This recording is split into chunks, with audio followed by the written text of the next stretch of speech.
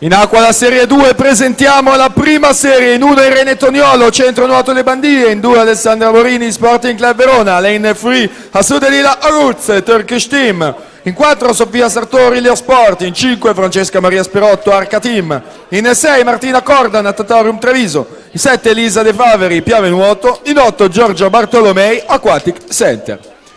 Questi gli atleti tra poco in scena per la prima serie, si va a concludere la seconda con 30 e 80 se la giudica Arianna Quaini dall'Acqua.